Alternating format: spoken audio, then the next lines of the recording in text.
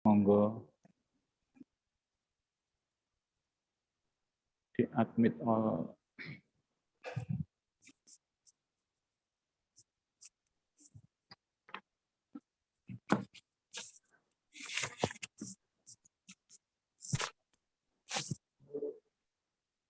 Ya, sudah. Siapa? Si rasanya ya itu kan punya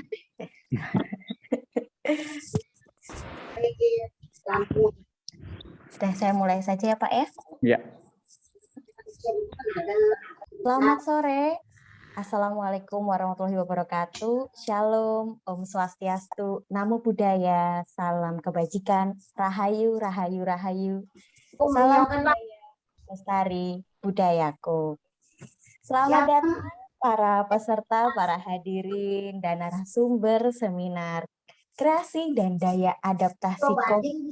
Apa kabarnya hari ini, sore hari ini? Semoga semuanya dalam keadaan sehat dan berbahagia ya. Nah, sebelum seminar ini dimulai, izinkan saya, Priscilia Pantimerina, sebagai moderator pada seminar kali ini membacakan beberapa aturan seminar daring pada sore hari ini. Yang pertama, nanti di kolom komentar akan dibagikan link daftar presensi untuk mengambil e-sertifikat. Jadi untuk para peserta silahkan mengisi presensi kehadiran di link tersebut untuk mendapatkan e-sertifikat. Lalu yang kedua, peserta diharapkan mute atau mematikan mikrofon ketika narasumber memaparkan materi seminar dan tanya jawab. Dan yang ketiga, silahkan peserta menuliskan pertanyaan kepada narasumber di kolom komentar. Pertanyaan nanti akan kami bacakan dan akan dijawab oleh narasumber di acara tanya jawab. Demikian peraturan seminar di Comic Weeks pada sore hari ini.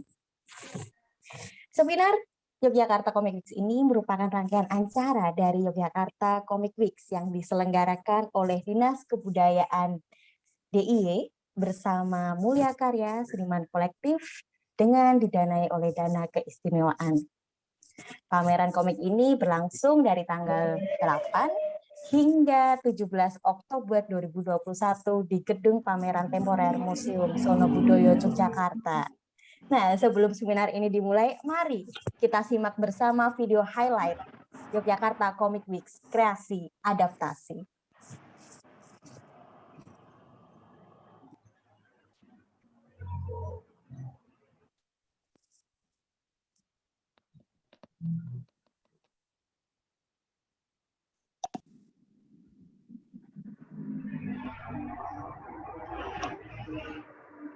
Yogyakarta Comic Week 2021. Beri tepuk tangan.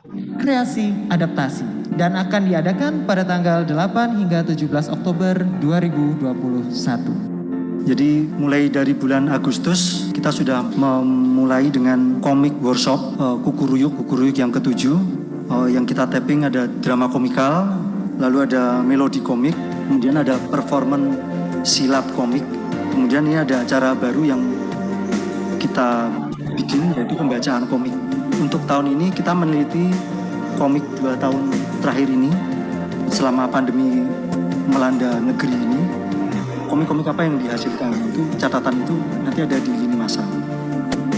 Komik selain bentuknya sangat adaptif, ternyata juga komikusnya sama juga. Di masa pandemi, komikus selain berusaha sehat, berusaha hidup, menghidupi dirinya, maksudnya bertahan hidup, dia juga mencoba mempertahankan kehidupan karyanya.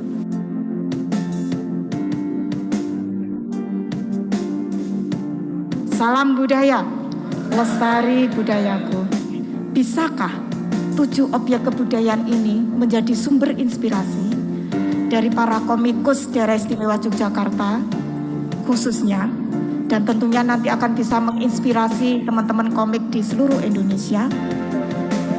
7 objek kebudayaan di DIY ini akan menjadi sumber inspirasi yang tidak habis-habisnya dan bahkan menjadi satu media edukasi kepada masyarakat untuk kemudian bersama-sama dengan Dinas Kebudayaan mempresentasikan kebudayaan secara lebih cair, secara lebih fun, sesuai dengan kondisi zaman sekarang. Kondisinya apa? Warisan sekarang adalah generasi milenial. Bicaralah dengan bahasa mereka melalui komik. Atas ridho Allah Subhanahu wa Ta'ala, bismillahirrahmanirrahim. Secara resmi Jogja Comics Weeks 2021 kami nyatakan resmi dibuka.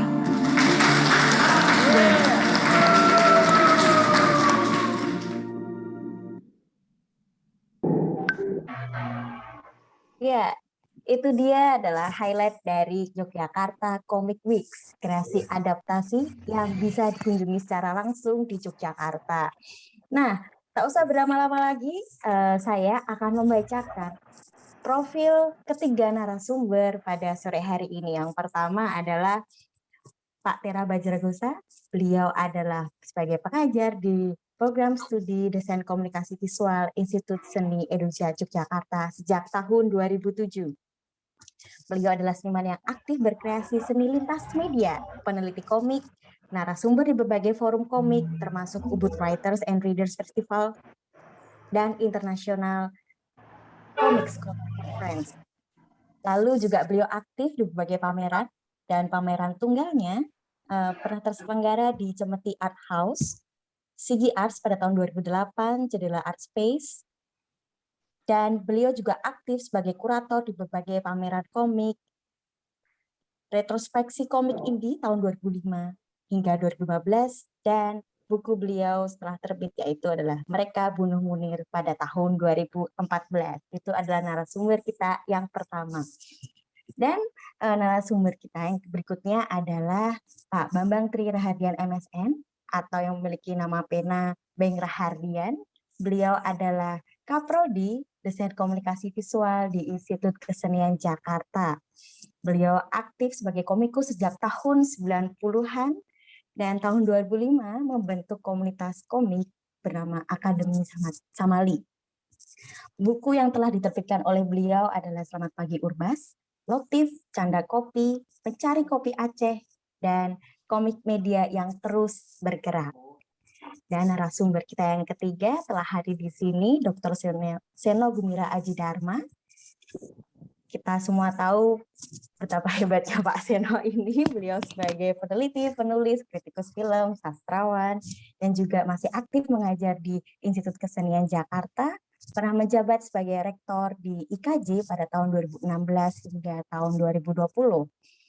Karya beliau diantaranya adalah Sepotong Senja Untuk Pacarku, Kitab Omong Kosong, Biola Tak Berdawai, Dilarang Menyanyi di Kamar Mandi, lalu Ngobrolin Komik, dan Panji Tengkorak Kebudayaan dalam Perbincangan.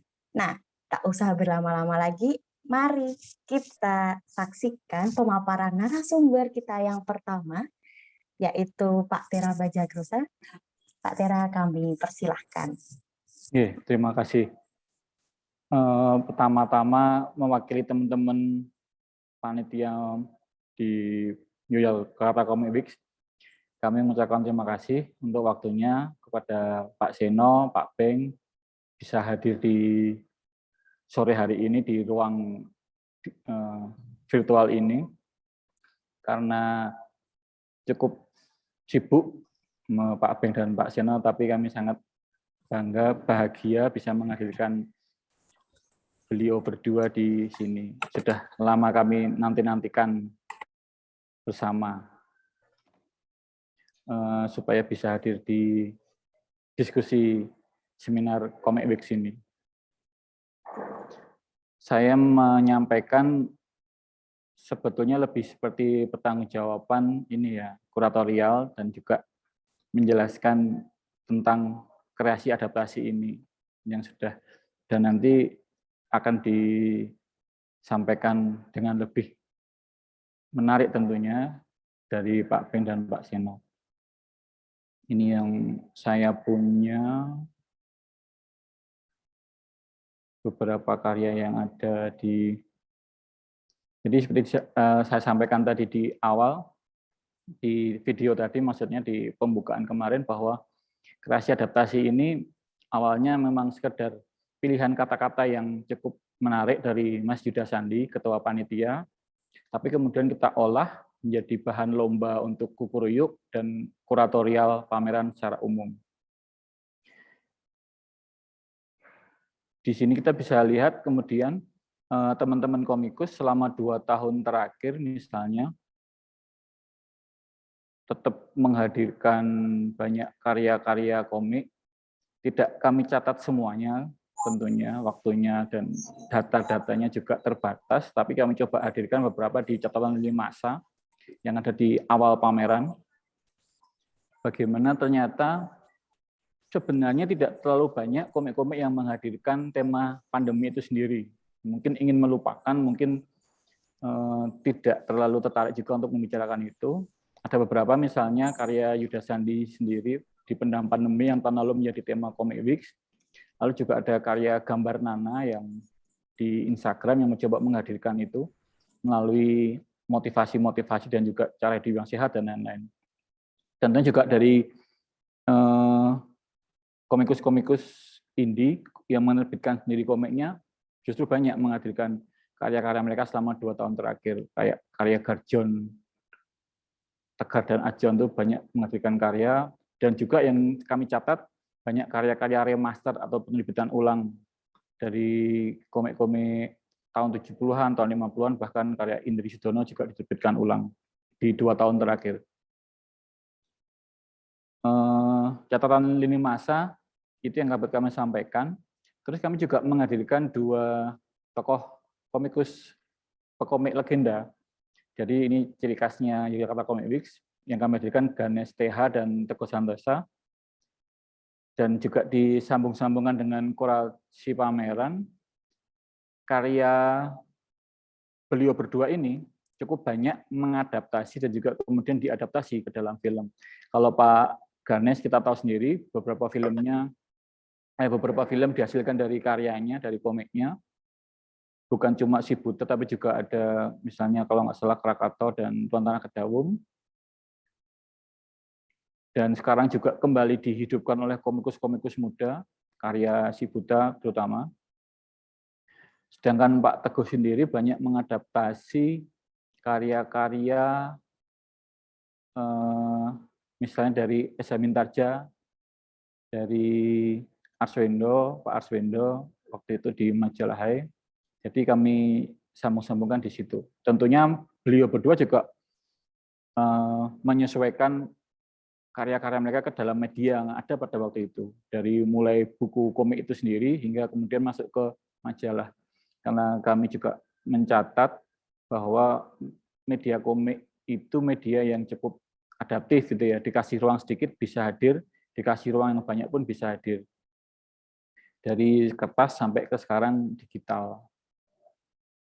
Ini beberapa karya Pak Ganesh yang bisa kami kumpulkan. Tentunya ini cuma sedikit sekadar yang sudah beliau hasilkan. Ada Pak Teguh juga. Bahkan kita bisa lihat bagaimana karya-karya tersebut muncul di gambar umbul misalnya, karya Pak Teguh maupun Pak Ganesh. Di ruang yang sangat kecil sekalipun, sebesar mungkin A4, bisa hadir cerita komik. Yang kami sampaikan di sini cerita yang wayang. Juga beberapa kutipan karya Pak Teguh yang bisa kami tampilkan, tidak banyak ruangnya. Nah, kami juga menghadirkan karya-karya misalnya Mas Ego Untoro. Beliau ini kan mempunyai rumah komik khusus untuk memamerkan komik, meskipun tidak aktif banget perjalanan museumnya atau galerinya ini. Tapi kami juga menangkap bahwa ada spirit komik dalam karya-karyanya, ada sifat-sifat komik. Ada yang benar-benar komik, seperti ini, ada juga yang lukisan terinspirasi komik, sifat komik, ada paneling, ada pemakaian onomatope dan lain-lain. Ini cukup berbeda dengan gelombang Animamix tahun 2010-an pertengahan itu yang seolah-olah menerjemahkan visual komik saja, tapi kalau ini justru mengambil spirit komiknya, paneling, sekuensialnya yang dari Mas Ugo ini. Seniman-seniman lainnya banyak kemudian merekam beberapa peristiwa di sekitarnya, bagaimana berkomunikasi, bagaimana toa menjadi masalah, kayak karya Mas Indun ini. Ini ada juga karya Sweta. Di sini dia menampilkan sekedar tanda kutip helm-helmnya saja. Karena komiknya bisa didapatkan dengan cukup mudah di toko-toko online maupun toko asli. Dan di sini kita kenal Sweta juga banyak mengadaptasi yang dari cerita ini yang ditampilkan di pameran ini, dia mengadaptasi Ramayana menjadi kisah distopia. Nah, kisah-kisah sehari-hari dari pandemi juga banyak direkam, karya Mas Lanang misalnya, atau karya Mas Iwang dengan pendekatan cukilnya, meskipun ini kayaknya sablon, jadi bukan cukil tapi dengan gaya cukilnya, menampilkan bagaimana di pertengahan tahun ini kemarin kita merasakan sirene adalah teman heavy rotation mengalahkan musik yang lain gitu ya. Karya Yuda Sandi juga dengan teknik batik. Nah, memindahkan batik menjadi komik misalnya itu kan termasuk kami anggap sebagai bagian dari penyesuaian diri komik dan medianya. Ini yang kemarin juga cukup banyak diliput atau ditanyakan, karya Al ini menghadirkan adaptasi yang sebaliknya, maksudnya gini, dari film kemudian baru dikomikkan. Tentunya di situ ada selipan-selipan soal hal-hal ekonomis ya, promosi dan lain-lain. Tapi ini juga menjadi menarik. Kita tahu sendiri beberapa film dikomikkan, tapi hanya ditampilkan caption capture-nya. Jadi cuma kayak ditrace ulang gitu ya.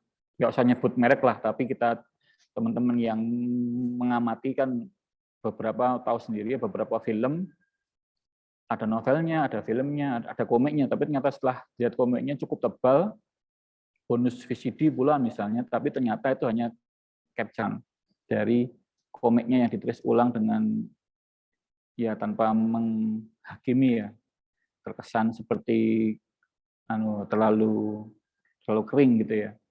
Ini benar-benar dikembangkan dari naskah, meskipun di situ ada pesanan, ada diskusi dengan pembuatnya, tapi menjadi lebih basah. Tadi kering ini basah dekat dengan karya-karya komik pada aslinya. Bahkan di pameran ini ditampilkan bonus khusus cuma ada di pameran ini behind the scene-nya dari komik Yowis Band tersebut. Kita juga menghadirkan bagaimana komik-komik yang hadir di dunia perlombaan Mancasana yang bisa tampil ulang di sini, karya Ado dan Salma ini. Blooming Flower, silent comic, ini juga bentuk salah satu kami anggap bentuk penyesuaian diri bagaimana kemudian tema silent atau komik Nir Ujar Bisu ini bisa muncul dan dijadikan satu narasi yang cukup menarik tanpa harus memahami tulisan atau teks. Itu mungkin salah satu cara komik Indonesia atau pada umumnya komik-komik manapun untuk bertahan hidup tanpa harus bergantung pada bahasa. Jadi ini salah satu dipilihnya gara-gara itu, untuk menampilkan bahwa adaptasi komik, bagaimana beradaptasi adalah tanpa menghadirkan kata-kata misalnya, sehingga bisa diterima meskipun juga effortnya cukup tinggi karena harus menjelaskan banyak hal tanpa bantuan kata-kata. Ini ada juga catatan sehari-hari Mas Yunus selama pandemi. Kami juga menghadirkan, karena di Jogja dekat dengan seni gitu ya, jadi cukup beragam. Kami coba menghadirkan karya-karya yang tadi terinspirasi komik, meskipun mungkin Mas Bobak sendiri nggak setiap harinya bikin komik. Tapi dari karya ini kan bersekuensial, cukup menampilkan style komiknya, seperti juga karya Mas Pandan Iyo ini. Lalu ada juga karya Aditama. Ini kayak mencoba mengulang kejayaan yang disebutkan Marcel Bonneff, candi gitu ya, bas relief di Borobudur diwujudkan menjadi komik Yonkoma ala Instagram, tapi ditampilkan seperti ini. Ini juga menjadi cukup menarik di pameran ini. Harapannya sih sebenarnya bisa banyak itu ya, seperti Borobudur sendiri bisa. Tapi ini sudah menjadi contoh yang menarik. Ada pula komik Kasir, Reza, yang menampilkan karya Instagramnya. Jadi tetap menampilkan karya Instagramnya, tapi dengan cara seperti ini. Salah satu cara bentuk beradaptasi. Ini juga karya-karya yang karya Niki dan Diprat, menampilkan bagaimana mereka merekam situasi pandemi, bagaimana bentuk-bentuk penyesuaian perayaan ulang tahun,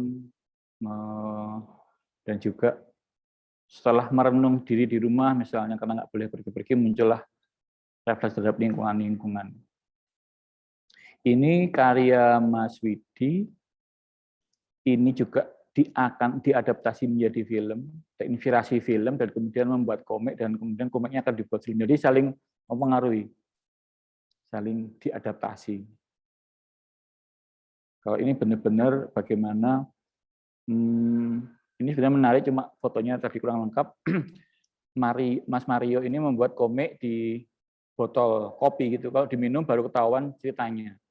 Ada yang langsung ketahuan, ada yang tidak. Jadi kalau yang hitam ini diminum habis dulu baru ketahuan tahap demi tahap ceritanya. Ini juga bentuk yang menarik, tidak sekedar menempelkan image komik untuk menjual produknya secara langsung, tapi komik juga hadir hadir secara benar-benar dia ada ceritanya itu ya, yang berhubungan dengan produknya, tidak sekedar ditempelkan sebagai intellectual property yang pemanis saja gitu. Di Jogja kayaknya kurang hidup tanpa mural, makanya ada mural, ada karya Patopok ini.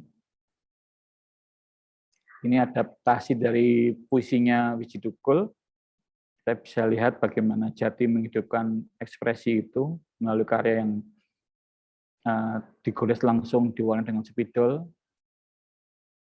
Nah, ini yang beda lagi. Ini karya Mas Indi yang mengadaptasi kemampuannya, menyesuaikan diri dengan kemampuannya dalam melihat dunia lain gitu ya. Tapi bukan untuk ngomongin horor, tapi ngomongin spiritualisme. Ada karya Cantika juga dari IKJ, menampilkan kisah-kisah sebenarnya nyambung ke horor, tapi tidak terlalu horor, dia lebih kepada refleksi kehidupan di alam sana. Nah, ini juga dari teman-teman Deskom atau Deskov IKJ, dari puisinya Pak Sapardi yang dikomikkan pendek pernah, kemudian menjadi komik yang panjang, antologi satu buku sendiri. Juga bagaimana kemudian teorinya Pak Sapardi dihidupkan dengan adanya adaptasi atau alih wahana ini. Jadi kisah yang cukup panjang dan berbeda dengan penampilan-penampilan yang lain, misalnya di komik yang pendek maupun di filmnya. Ini Irma Mangbendung menghidupkan mitos, dan yang bisa saya tampilkan di sini terakhir, slide terakhir, menampilkan karya Mas Aris, dia merekam sejarah kota Semarang dalam komiknya ini, komik scroll-nya ini. Scroll-nya ke samping tapi ya bukan scroll ke bawah seperti webtoon. Nah, itu sebenarnya yang dapat saya sampaikan di bagian saya. Jadi lebih mempertanggungjawabkan kurasi, bagaimana kemudian dari awal kita mencoba melihat perkembangan komik terkini, dan juga mencoba menyesuaikan apa yang sudah ada dari teman-teman. Jadi tidak semuanya karya baru memang, tapi juga ada karya lama yang kemudian kita coba masukkan ke dalam kurasi ini. Misalnya karya Mas Ugo tadi, dia karya mungkin beberapa tahun terakhir, tapi kemudian kita bisa lihat, atau kami bisa lihat bahwa itu masih mencerminkan tadi jiwa kreasinya ada dan adaptasinya ada, bagaimana dia menyesuaikan diri dalam bentuk lukisan, bentuk seni kontemporer, atau sebaliknya. Mungkin itu Mbak Panti yang bisa saya sampaikan. Terima kasih. Ya, terima kasih Pak Tera atas pemaparannya. Sungguh menarik ya karya-karya yang di pameran di Yogyakarta Comic Week ini. Oke, untuk para peserta saya ingatkan kembali, jika ingin bertanya silahkan chat di kolom komentar, nanti akan kami bacakan. Nah, lanjut saja, kita langsung ke narasumber kita kedua, Pak Seno. Waktu dan tempat kami persilahkan.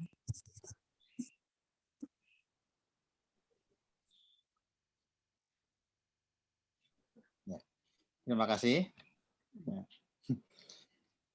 Ya, saya beruntung sempat lihat tadi ya, itu apa paparan Mas Tera ya. Jadi kayak bisa lihat komiknya gitu. Dan dipaparkan oleh kuratornya sendiri itu.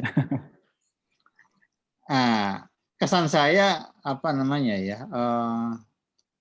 Ya memang komik itu luas gitu. Ya. Luas gitu untuk tarik ke sana, tarik ke sini gitu. Terus, tapi di antara yang tadi saya lihat apa ya, serapan seni rupanya yang ini kuat sekali, ya. Jadi komik sebagai seni rupa itu sangat-sangat kuat tertarik ke sana gitu. Apalagi kemudian ini di galeri kan, pamerkan gitu. Ya, jadi gitu. Ya, jadi untuk sementara dia menjawab tantangan galeri, gitu ya. Gitu ya. Nah, tapi sebelum ini juga sebetulnya kan komik itu sudah survive ya. Dalam arti kalau kita lihat Juki gitu ya. Kita lihat apa webtoon itu, terus apa banyak sekali website yang membaca website komik ya. Yang membacanya juga ribuan ya. Gitu. Nah, jadi sebetulnya survive ya. Jadi yang disebut apa namanya yang selama ini dianggap memprihatinkan itu kan komik yang konvensional ya. Komik bentuk buku kertas gitu kan. Buku kertas yang memang itu sudah susah sama sekali, tidak ada hubungannya dengan mutu kalau menurut saya gitu ya.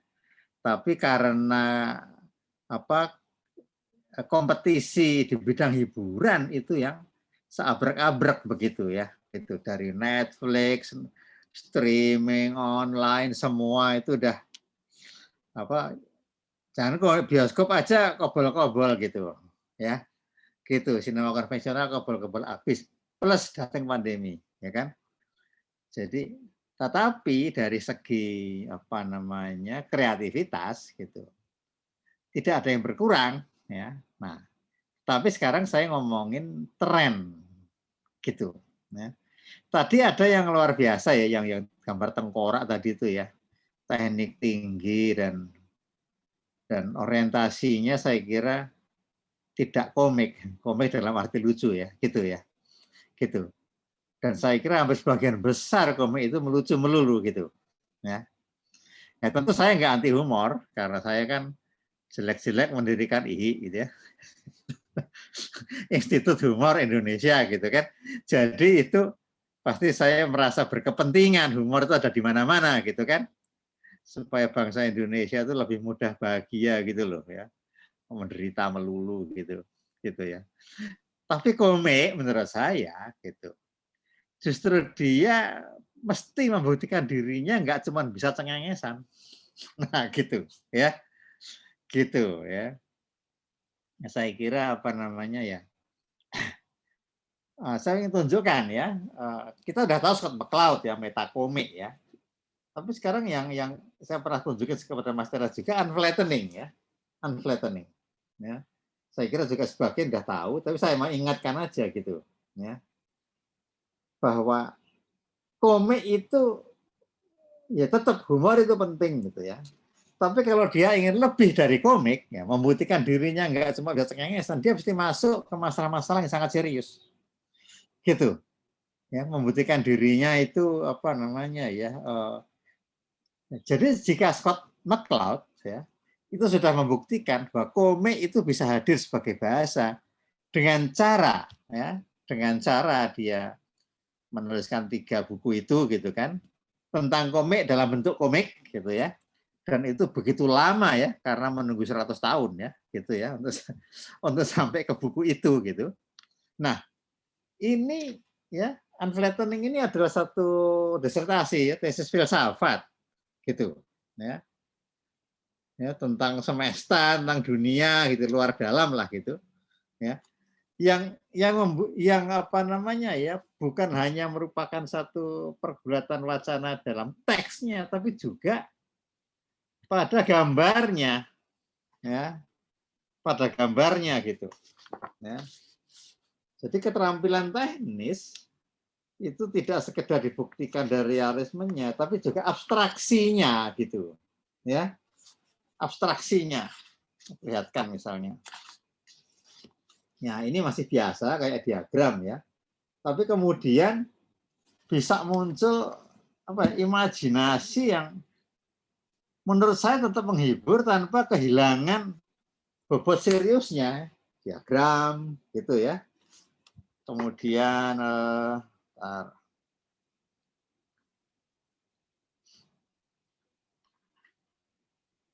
kadang spektakuler ya, seperti ini gitu ya.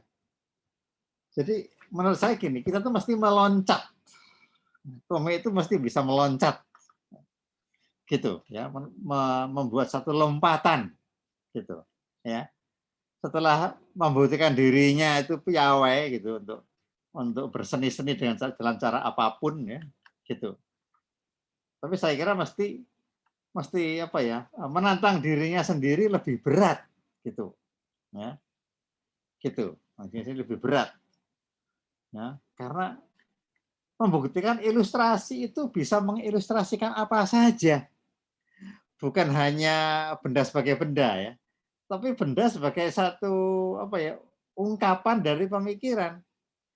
Biasanya diandaikan ya, yang bisa abstrak itu hanya linguistik, ya, hanya bahasa gitu, ya, bahasa linguistik. Tapi gambarnya bisa, meskipun yang digambar konkret, gitu, ya, mengungkapkan kembali pemikiran yang abstrak, gitu.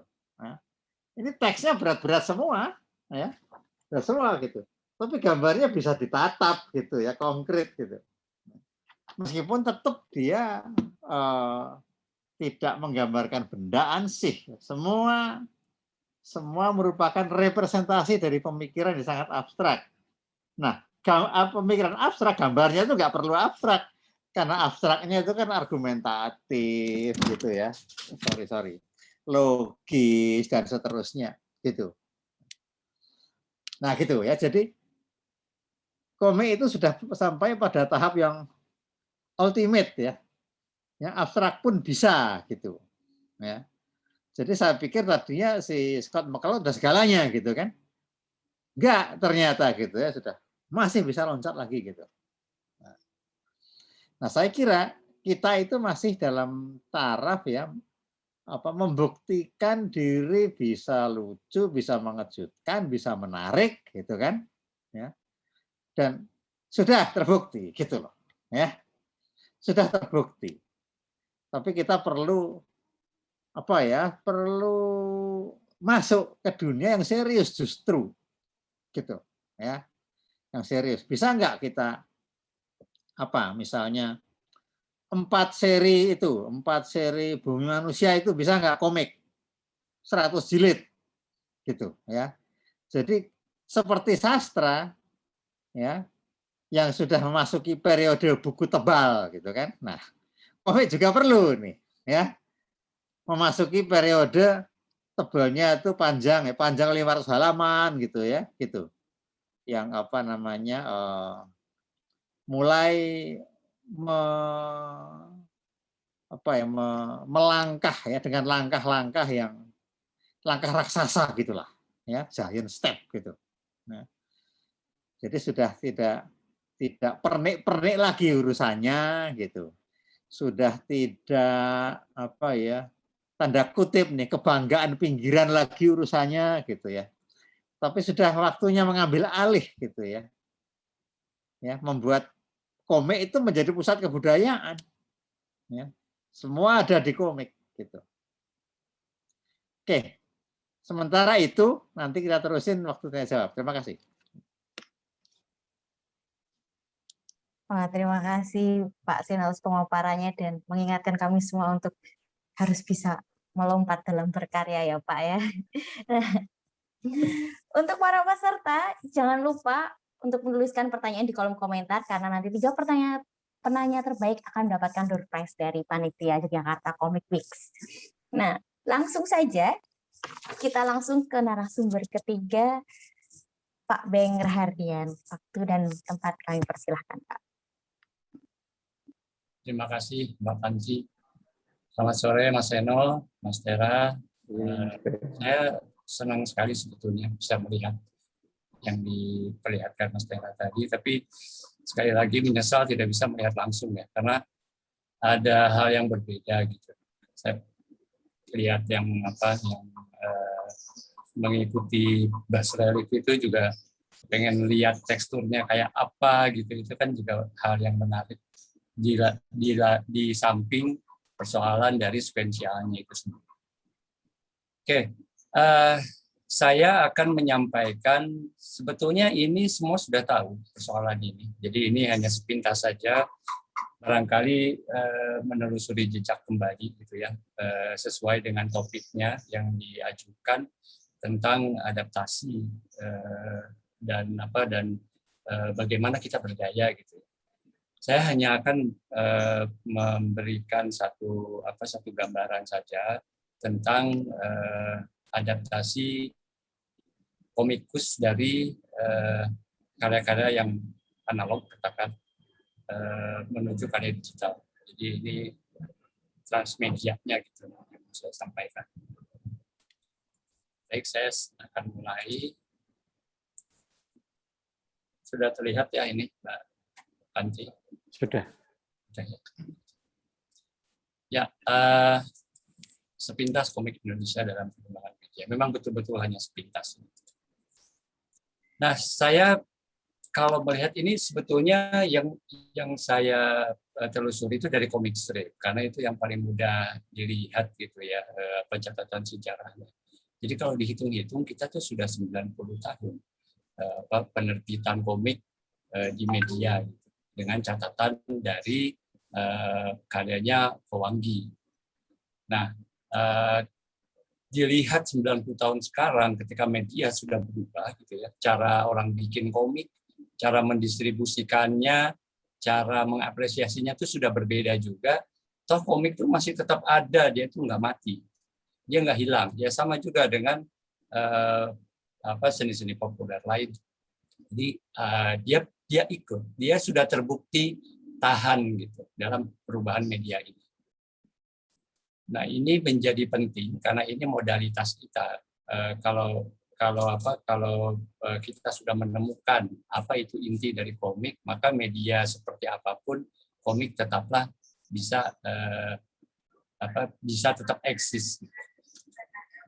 Nah, sedikit saya mengingatkan tentang era analog ya. Pada saat itu ya indikasinya dengan produk-produk di media cetak. Yang jelas dia memerlukan infrastruktur fisik yang besar gitu ya, sumber daya manusianya juga banyak, itu prosedur yang cukup panjang dan biaya operasional yang tinggi. Jadi ini kita alami semua. Ketika pada saat itu kita merasa itu biayanya biasa saja gitu, tapi setelah kita mengenal teknologi digital, apalagi daring gitu ya, itu semua terpangkas habis. Penerbitan, percetakan, retail, agen penyalur, ini kan banyak yang tumbang satu-satu. Jadi sekarang sudah komikus dan media. Jadi komikus punya medianya sendiri. Jadi dia tidak perlu lagi melewati banyak jalur gitu atau banyak ruang. Kemudian proses editorial ini juga terkoreksi ya di digital ini. Jadi pada saat itu komik di koran itu harus selalu mengikuti tajuk rencana, harus ikut apa kata redaksi. Dan karya yang sudah muncul dicetak itu sifatnya satu arah atau pasif. Jadi pembaca berkomentar tidak bisa langsung sampai ke komikusnya. Kalaupun sampai itu jangkanya lama. Nah, kemudian juga ini yang kita sadari sekarang betapa lingkungan sedikit terselamatkan gitu, dengan adanya produk digital. Ya, pada saat itu kita menghambur-hamburkan banyak bahan gitu ya, kertas, kemudian residu-residu dari percetakan gitu. Ini dipangkas gitu di media digital. Nah, ini yang terjadi. Ketika objek data yang berupa data gitu dikirim dalam bentuk file, kemudian ada yang berubah tadi cara produksinya, ini sebetulnya kan sudah diprediksi lama ketika alat-alat produksi yang besar dan mahal itu menjadi bisa dipersonalisasi. Di mesin cetak itu berubahnya jadi fotokopi, kemudian digital print jadi begitu murah, bikin buku bisa bikin satu tapi kualitasnya sama dengan buku yang dicetak banyak gitu. Itu juga perubahan yang mendasar. Kemudian personalisasi media. Tadi saya bilang bahwa setiap orang, setiap komikus sekarang bisa mempunyai medianya sendiri, yaitu media sosial. Jadi ini yang memang mengubah bukan hanya cara kerja, tapi juga cara hidup komikusnya. Kemudian respon yang real time, ini juga berpengaruh pada perkembangan baik komik secara kultural, juga perkembangan psikologis dari pembaca dan juga pembuat komiknya gitu. Jadi ini ada aspek lain, aspek sosiologis yang kita bisa lihat dengan cara komunikasi yang bisa dua arah ini. Dikomentarin langsung gitu. Kalau jelek ya disebut jelek gitu. Kalau salah sedikit bisa dibully gitu. Kalau bagus sedikit atau sesuai selera bisa di-like gitu dan bisa viral dan lain-lain. Kemudian mudah dalam pengarsipan, ya tentu itu tidak menggunakan gudang, gitu ya, tidak ada ruang yang dijadikan tempat penyimpanan buku. Jadi kalau kita pun mau menyimpan buku, itu buku yang sedikit, gitu. Buku yang ya kalau butuh lagi tinggal cetak lagi, gitu. Jadi tidak ada stok. Nah, tapi penggandaan dan modifikasinya rentan. Jadi memang sudah berbentuk file atau data itu mudah sekali di-copy, mudah sekali diubah, mudah sekali diapakan. Dan itu yang menjadi tantangan sekarang. Ya, ini lini masa komik strip. Jadi saya memang sedang mau fokus ke komik strip itu karena dia yang terbukti bertahan. Dari zaman mulai adanya sampai sekarang ada di platform media sosial ya, komik itu selalu ada. Dan ini tadi Mas Eno bilang banyak yang menggunakan humor ya, pendekatannya. Ini juga perlu kita teliti lagi ketika humornya itu memang sudah berubah gitu. Cara humornya zaman Put On, Doyok, Benny Miche bahkan gitu ya. Si Juki itu berubah ketika sekarang media Instagram dengan cara komunikasi yang personal itu sudah atau personalisasi media itu sudah berubah gitu. Jadi humornya pun juga humor yang bukan lagi konsumsi untuk umum menggunakan simbol-simbol atau metafor yang dipahami bersama, tapi sangat spesifik. Tapi itu tetap hidup. Jadi ini ada ruang-ruang yang bisa kita periksa lagi. Bagaimana mereka bertahan dengan cara yang mereka pilih dan itu tidak tergugat. Jadi mereka tahu itu tidak lucu dan mereka tidak masalah dengan itu. Jadi tidak ada tuntutan untuk harus jadi lucu ternyata komik-komik humor ini. Itu menarik di era digital ini perubahan sikap itu ya. Ini jadi kalau saya perlihatkan di sini ada transisi ya, dari tahun 99 itu akhir tahun 90-an itu ketika mulai ada email, ada mailing list, ada blog, ada forum gitu ya. Itu komik berkembang sudah ada tanda gitu. Sudah ada arah gitu ya bahwa komik ini akan cepat beradaptasi. Ini saya akan tunjukkan sedikit. Ketika tahun 80-an ya, komik Indonesia yang penerbitan buku cetak itu berada dalam keadaan timbul tenggelam ya. Jadi pada saat itu juga saingannya sama, tumbuhnya televisi, banyak komikus yang bekerja di media periklanan gitu ya. Karena periklanan itu diserap oleh televisi gitu, sehingga produksinya bisa berkurang gitu ya. Nah, komik strip tetap eksis. Di koran ada, di majalah ada, gitu ya. Baik itu strip saja atau serial bersambung. Gitu. Ini tetap kalau ada yang bilang 80-an itu banyak komik Indonesia itu mati suri dan lain-lain atau 90-an awal itu mati suri, di media tidak, di penerbitan tidak, karena banyak yang masih menerbitkan.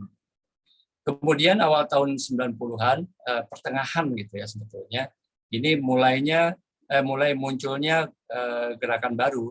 Jadi ini juga salah satu cara bertahannya komik atau beradaptasinya komik. Ketika komik-komik terjemahan itu mulai banyak diterbitkan. Jadi ada satu generasi yang dia mencari jalan sendiri. Jadi mempunyai gerakan yang sama ternyata dengan seni populer yang lain. Ada film indie, ada musik indie, ada majalah indie, gitu. Bahkan toko pun bisa diindikan gitu dengan istilah distro. Jadi ini membuat satu subculture. Ini cara bertahannya gitu dan cara adaptasinya. Dan ternyata ini juga berpengaruh pada kekayaan hasanah komik Indonesia. Munculnya komik-komik yang ekspresif, misalnya komik-komik yang berani menyuarakan pendapat secara pribadi gitu ya. Pendapat-pendapat personal, komik-komik yang tidak membutuhkan naratif gitu. Hanya merayakan sekuensialnya saja gitu. Dia tidak sedang berkomunikasi gitu. Kalaupun dianggap berkomunikasi, ya itu komunikasi yang sangat minimal. Tidak menjangkau untuk semua orang. Nah, akhirnya di akhir 90 itu ketika internet sudah bisa diakses ya melalui warnet pada saat itu ada beberapa gitu yang mulai memanfaatkan itu. Jadi menggunakan entah itu blog ya atau microblog gitu ya untuk distribusi karyanya. Jadi ini sebetulnya sudah terpapar generasi, sudah bukan terpapar, sudah beradaptasi dari sini gitu. Jadi sudah kalau kita sekarang melihat komik ini tetap ada di media digital dan lain-lain, memang sudah diawali 2 dekade sebelumnya gitu. Ini sudah generasi berikut. Nah, ini yang bisa disebut mengawali untuk majalah komik online dan ini indie. Jadi pada tahun 99 di Jogja itu ada satu zine namanya Komikaze. Dia mengabarkan berita-berita, bahkan dia berwacana tentang komik digital, tentang perkembangan komik-komik dengan tema-tema khusus gitu ya, tema sosial politik misalnya, atau liputan-liputan kegiatan. Jadi ini bukan hanya komikusnya yang berkarya melalui media blog gitu ya, tapi juga ada yang memanfaatkan itu jadi majalah, dan ini bukan modal besar, ini modal pribadi atau modal kelompok, itu kelompok yang sangat kecil. Dan ini dilakukan dengan sukarela, karena passion saja. Gitu. Jadi ini satu perkembangan yang menarik. Nah, baru ketika tahun 2008 gitu ya, ada satu platform media sosial namanya Facebook. Nah, ini yang langsung bisa mewadahi semua komikus berbagai generasi. Jadi generasi yang awalnya muncul di blog itu, di awal 90-an itu bisa dengan mudah masuk ke sini. Jadi karena Facebook ini kan dia lebih lengkap daripada blog. Dia bisa berkomunikasi langsung, kemudian lebih personal, lebih intens gitu ya, dan kemudian mengkelompokkan data, foto gitu, itu bisa dibuat album-album itu dalam bentuk komik-komik gitu. Dan forum juga ada di situ, pertemanan ada di situ. Jadi ini menggabungkan semua. Generasi yang 90-an memulai dengan generasi baru yang baru mengenal platform media sosial. Jadi ini saya rasa masih menjadi platform terbesar untuk komik-komik dan perkembangan komik di Indonesia di era digital. Memang kita belum menemukan satu penemuan baru pada saat itu ya. Komik-komik hanya masih dalam konteks kertas, meskipun dia file, tapi marginnya itu margin kertas. Jadi paradigmanya masih kertas, hanya dibuat file saja. Nah, tapi yang menarik, pada saat itu ketika semua sudah mulai terbiasa berada di Facebook, mulai tahu, mulai berkumpul dengan sesama komikus gitu ya. Pada tahun 2013 itu ada gerakan namanya Jamstreet Online. Ini menarik karena ini sebuah implementasi dari kerja digital. Jadi tahun 2013 jauh sebelum pandemi itu sudah mulai kerja dari rumah. Jadi ada satu simulasi dalam 1 bulan selama 30 hari ada 1 komik muncul setiap halamannya itu yang berturutan. Jadi nyambung gitu. Dan nyambung ini tidak ada brief sebelumnya. Briefnya hanya 1. Jadi karakter ini namanya Brutu. Brutu itu dijalankan menjadi tokoh di dalam cerita. Tapi antar ceritanya ini tidak ada brief. Bahkan komikusnya itu hanya dikontak melalui grup di Facebook itu. Jadi tidak ada ngumpul bersama mendiskusikan apa ceritanya mau kemana, premisnya apa dan lain-lain, tidak membicarakan itu. Jadi ini mengalir begitu saja. Dan ini bisa berjalan dengan baik tanpa kendala. Jadi tanpa ada hambatan. Jadi saya rasa pada tahun ini itu pola pikir digital itu sudah masuk gitu ke komikus-komikus muda. Ini rata-rata komikus muda yang mengikuti. Jadi sudah terbiasa. Sudah hanya membaca ajakan, kemudian dia posting. Dan ini sudah mencapai 7 episode dari 2013 sampai 2014. Jadi bisa konsisten dengan cerita yang berbeda-beda. Ini saya rasa satu hal yang perlu dicatat gitu, dalam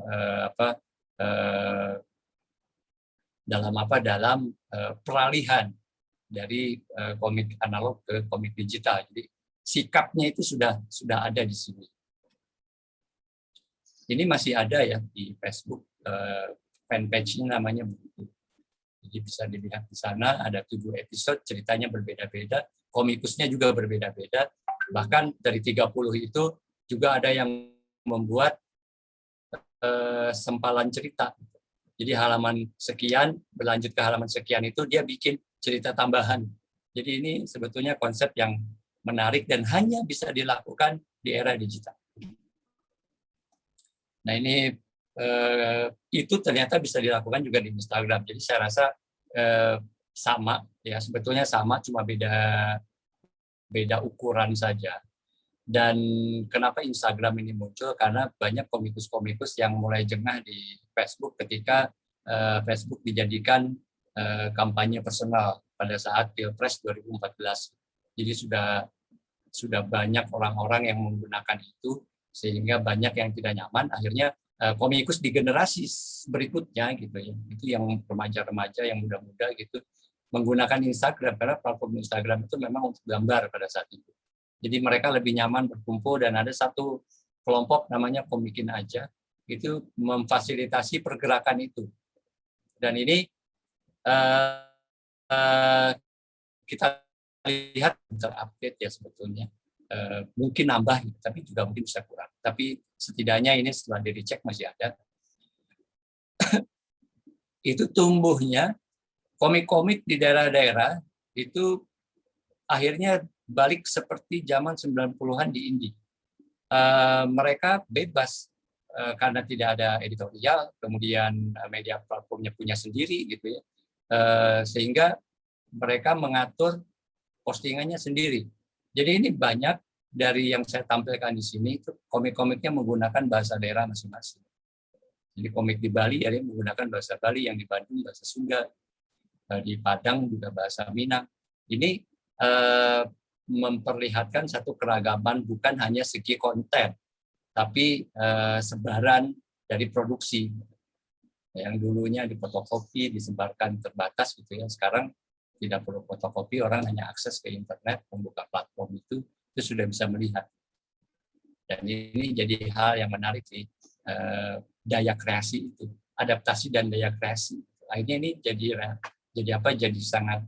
sangat realistis gitu kita lihat sekarang. Nah, tapi sayangnya ini saya kembali ke rentang 90 tahun komik Indonesia, kita masih kekurangan literatur. Jadi ya ini di samping ini memang ada beberapa bukunya Mas Eno juga ada yang ngobrol komik. Di sini ada S3-nya. Jadi saya masih mempunyai mimpi bahwa muncul lagi banyaknya literatur-literatur yang bisa diakses. Karena dengan itu keinginan yang disampaikan Mas Eno tadi, kejayaan komik bisa mengambil alih narasi-narasi besar di kebudayaan itu, ya salah satunya adalah kita mempersiapkan literaturnya gitu. Apa yang sudah dibuat, apa yang sudah dicapai. Misalnya saya menemukan karya skripsi tentang komik merebut kota perjuangan sebagai politik pencitraan Soeharto. Kan ini penting. Jadi ada yang membahas komiknya yang dibuat pada saat Orde Baru dengan konteks perbandingan sejarah gitu. Ini kan jadi asik gitu. Jadi itu penting, komik itu jadi penting dibicarakan. Jadi ini saya rasa kita sepakat dengan itu. Itu dari saya, Mas Tera, Mbak Panti, Mas Eno. Terima kasih teman-teman. Saya kembalikan.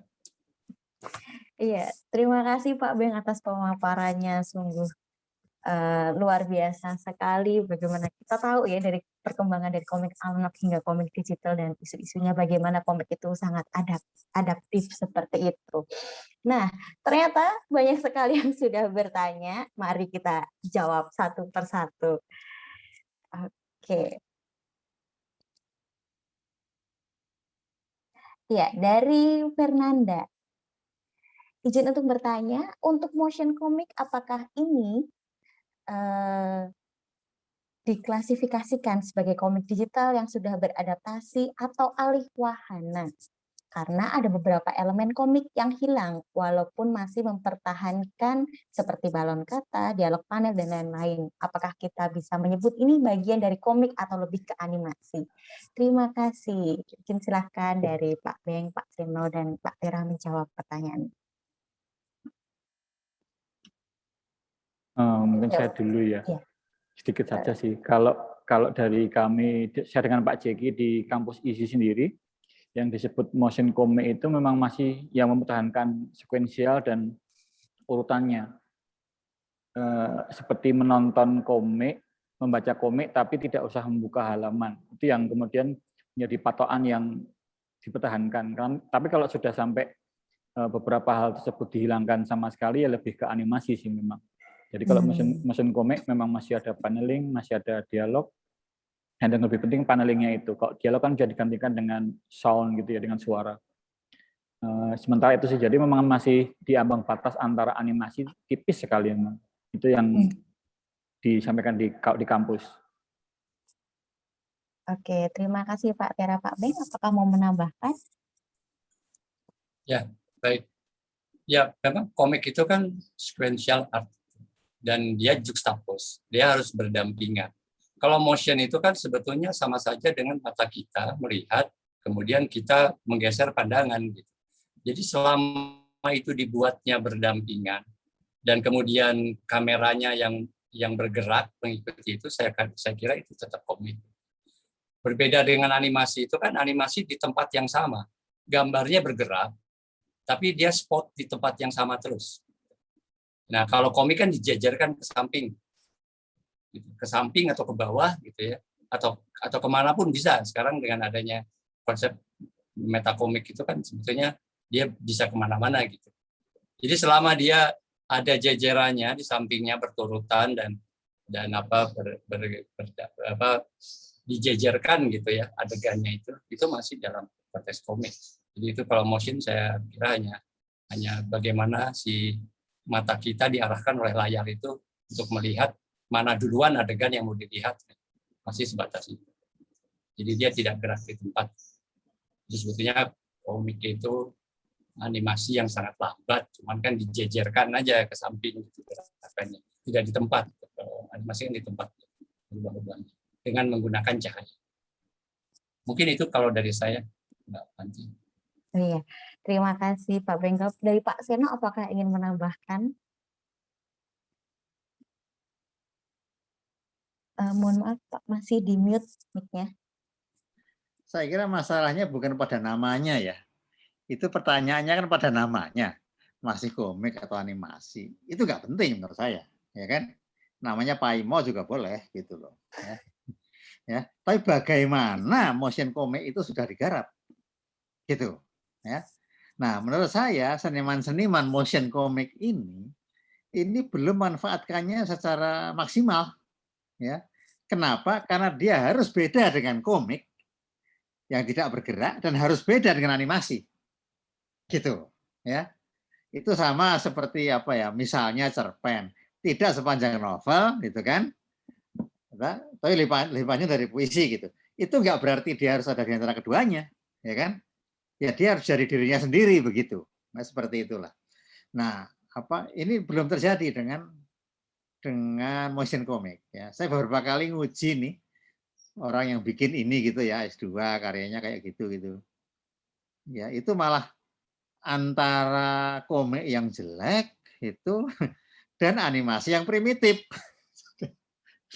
Ya, jadi karena apa?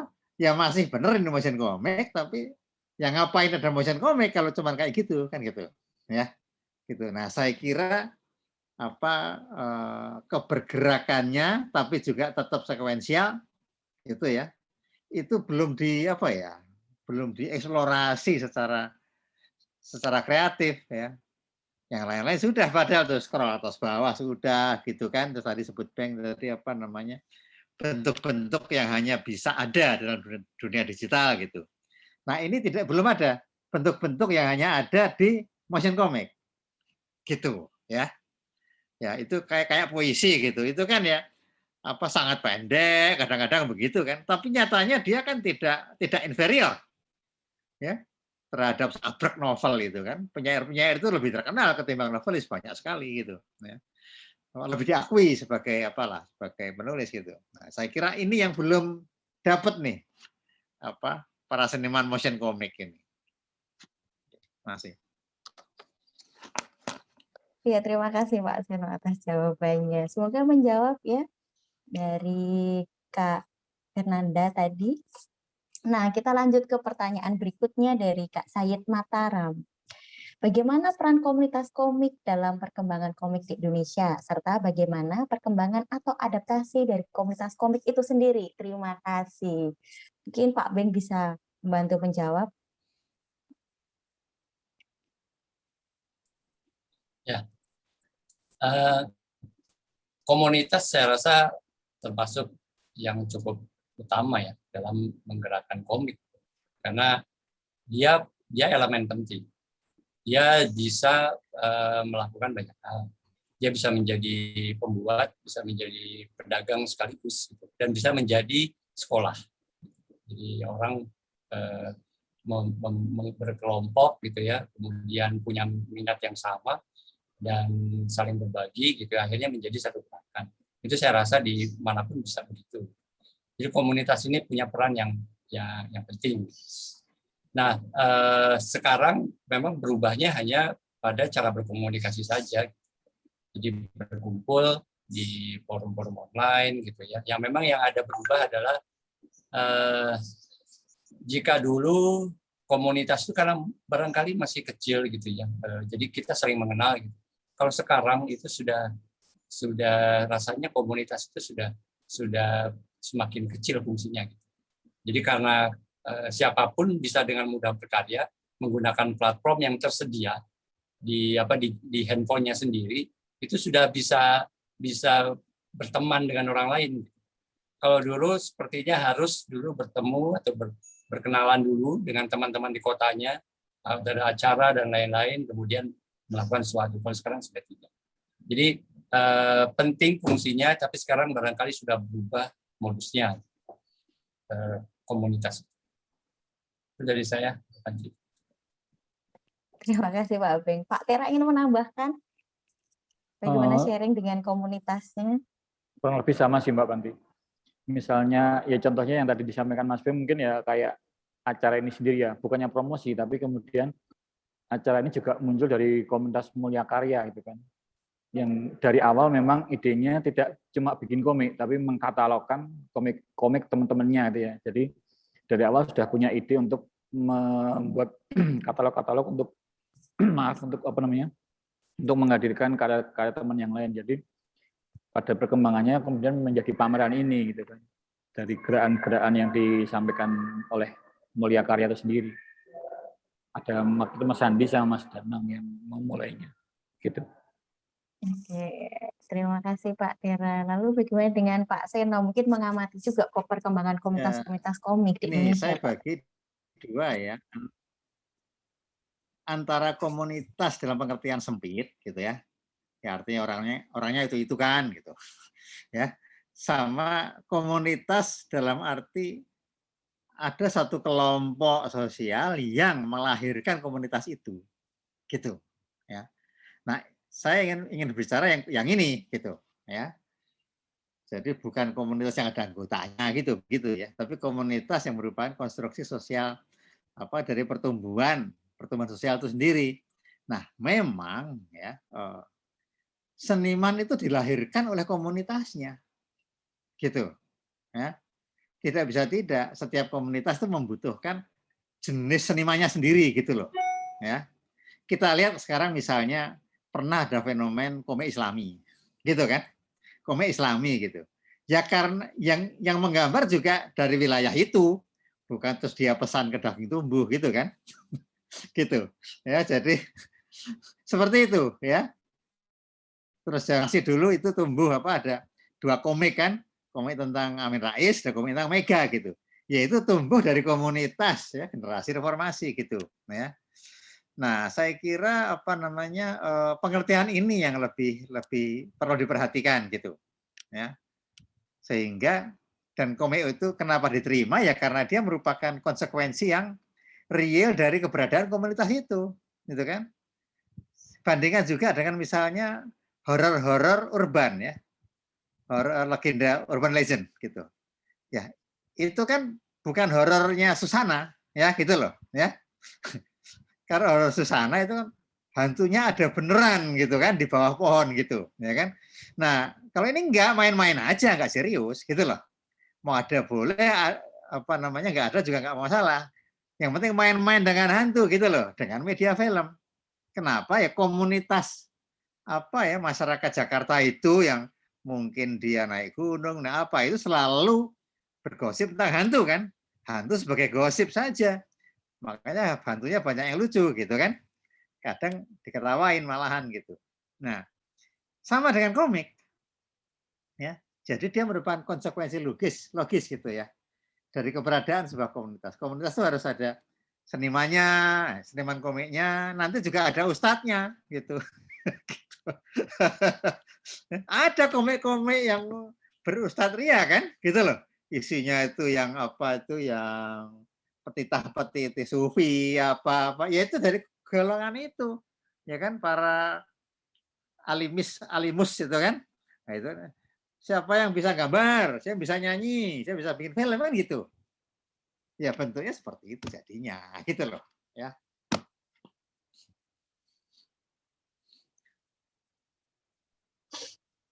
Terima kasih Pak Seno atas pemaparannya. Ya, kita lanjut ke pertanyaan berikutnya. Dari Kak Desi.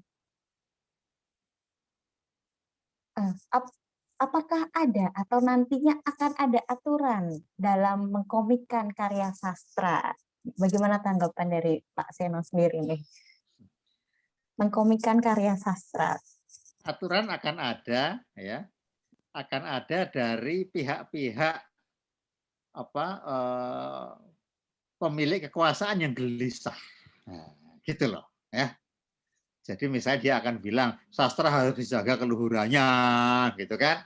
Komik itu harus mewakili keadiluhungan sastra dan lain. Aturan-aturan tidak resmi ya. Itu kan ada, tapi itu bagian dari politik kebudayaan saja sebetulnya. Gitu. Ya. Ya komik itu mau menertawakan sastra kan juga boleh gitu ya. Mau bikin parodi sastra kan juga boleh. Gitu ya. Jadi adab yang berlaku itu berada dalam pertarungan, ya, gitu loh. Itu menjadi sebuah situs adabnya bagaimana yang mesti berlaku, ya itu akan menjadi kontestasi, gitu, ya, jadi kontestasi dan itu sudah terjadi sebetulnya, ya. Komik-komik Hamlet, ya kan, Shakespeare, gitu, ya kan, itu kan versi serius bangetnya ada. Dan versi seriusnya itu macam-macam gitu kan, gitu. Tapi versi manga juga ada loh Hamlet itu. Ya kan? Gitu. Yang dia ya gitu, kayak gini kok lucu, kita bingung gitu kan. Atau cara kagetnya kok kayak gitu, matanya keluar gitu kan, masuk lagi misalnya gitu. Ya gitu ya, tapi dia juga serius dalam kehumorannya, buat dia itu bahasa dia kan. Gitu. Jadi adab itu diperebutkan. Gitu. Oke. Ya, terima kasih Pak Seno atas pemaparannya. Gimana dengan Pak Beng tanggapannya atas aturan-aturan ini, Pak? Ya, saya rasa kalau dari sisi komikus, sisi pembuatnya ya, ini memang harus mempertimbangkan karya itu, dia harus pelajari betul. Jadi dia kan tidak menciptakan hal baru. Kalaupun nantinya jadi hal baru, tetap itu kan ada referensi, ada sumber itu. Jadi itu harus betul-betul dia tahu apa yang dia baca dan apa yang mau dia gambarkan pula. Sehingga kalaupun nanti itu menjadi karya baru, bentuk yang baru gitu ya, atau aliwahana, aliwahana baru, itu hasil pemikiran yang benar. Jadi tidak sembarangan. Kami punya pengalaman 2 kali membuat komik dari satu puisinya Hujan Bulan Juni, betul-betul dari puisi, yang satu lagi dari novel. Untuk yang puisi karena singkat, kemudian pendekatannya juga romantis, itu gambarnya ya, menggunakan watercolor, kemudian image yang ditampilkan juga sedikit-sedikit menyerupai Pak Sapardi gitu. Itu diterima banyak. Tapi untuk novel itu berbeda. Meskipun tidak menyatakan langsung, tapi banyak yang tidak menanggapi aja gitu. Meskipun kami tahu ketika kami bikin komik novel, adaptasi novel Hujan Bulan Juni, ini ya yang kami sasar adalah pembaca komik, bukan pembaca novelnya gitu. Karena mereka sudah biasanya karena koleksi, karena memang suka gitu pada semua yang dikeluarkan dengan label Hujan Bulan Juni. Nah, tetapi juga ada yang memang apresiatif, tapi memang sedikit sih yang apresiatif itu. Jadi kita menyasar, akhirnya strateginya adalah kita menyasar pembaca komik untuk mengenal sastra. Jadi untuk ini ada novel yang baca itu, dan dia akan menjadi tahu kalau itu sebetulnya adalah trilogi, dia akan menelusuri lagi gitu. Juga mungkin ada yang baru lihat dari filmnya, kemudian mencari kayak apa bukunya, kayak apa adaptasi lainnya. Jadi ini sebetulnya nantinya bisa jadi satu komunitas yang besar itu, pembaca sastra, komik, film gitu ya. Jadi satu keramaian aja gitu. Nah, kita mencari ceruk itu saja. Jadi sebetulnya penciptanya lah yang harus belajar banyak untuk mengadaptasi satu karya sastra gitu. Menurut saya itu. Terima kasih. Terima kasih Pak Beng. Lalu Pak Tera, apakah ingin menambahkan? Sudah cukup sih Mbak. Sudah panjang tadi. Ya, kalau begitu mari kita lanjut ke pertanyaan berikutnya, yaitu dari Kak Fandi. Mengapa komik-komik Indonesia atau komik lokal masih kalah saing dengan komik Jepang atau dengan komik Amerika? Dan mengapa para komikus lebih memilih indie daripada disubmit ke beberapa penerbit? Bagaimana nih Pak Beng atas tanggapan pertanyaan ini? Siapa dulu nih? Silakan Pak Beng dulu. Ya. Okay. Saya rasa ini juga terlalu berlebihan. Maksudnya siapa bilang kita kalah gitu ya? Kalau kita saya dulu waktu kuliah itu ikut seminarnya Mas Seno yang bicara tentang paham dan salah paham tentang komik Indonesia. Komik Indonesia dianggap bagus ketika itu komik Indonesia tetap tidak dianggap bagus karena selalu dibandingkan dengan komik asing. Saya rasa kita perlu melihat struktur sistemnya yang lebih besar gitu. Ya, kita memang punya kendala di dalam sistem produksinya, kemudian penjualannya dan lain-lain. Tapi sekarang siapa yang menyangka ya komik-komik seperti misalnya yang orang lihat ini sepele gitu, hanya di Instagram saja misalnya, tapi itu ternyata menjadi satu arus besar sekarang gitu. Generasinya tai lalat, generasinya sampahisasi, generasinya komik-komik si Juki kesini lah ya. Itu mereka sekarang jadi arus besar gitu. Dan itu sudah bisa jadi model bisnis. Kalau kita membandingkannya bisnis. Tapi kalau kita membandingkan kualitas, ya memang kita perlu mengedukasi para komikusnya untuk tadi banyak mengeksplorasi karya-karya. Bahwa ada satu yang mengadaptasi sastra yang panjang gitu misalnya sastra-sastra lama gitu dibikin lagi atau dari novel-novel yang misalnya novelnya Eka Kurniawan gitu ya dibikinkan komik. Kalau Mas Eno kan sudah beberapa. Jadi banyak yang bisa dilakukan gitu. Cuman kan di sisi lain yang tidak terekspos pun ada, sehingga kita hanya melihat komik yang terlihat di depan mata saja, kemudian membandingkan dengan komik yang secara infrastruktur memang sudah jadi dulunya gitu. Sudah benar ininya, sistem dagangnya gitu. Jadi kita kalah di situ. Padahal kalau kita mau melihat lebih dalam lagi, itu banyak juga komikus kita yang khas, yang kita tidak bisa perbandingkan dengan komikus lain atau komik produk dari negara lain. Jadi di pameran-pameran seperti inilah dapatnya. Atau kita mencari bergaul di komunitas itulah kita bisa dapatnya. Memang keberpihakan industri ini kan tentu ekonomi kan, mana yang paling laku dijual, mana yang paling dikenali orang dengan cepat. Ya komik yang menceritakan Marsina juga ada. Komik yang menceritakan hal-hal yang kompleks gitu ya, persoalannya gitu, itu juga ada. Ya kalau kita lihat karya-karyanya Ganes TH gitu misalnya, si Jampang gitu, itu kan juga menampilkan konflik batin gitu, si tokohnya itu. Jadi tidak ya, yang itu juga bisa kita temukan di komik-komik luar gitu.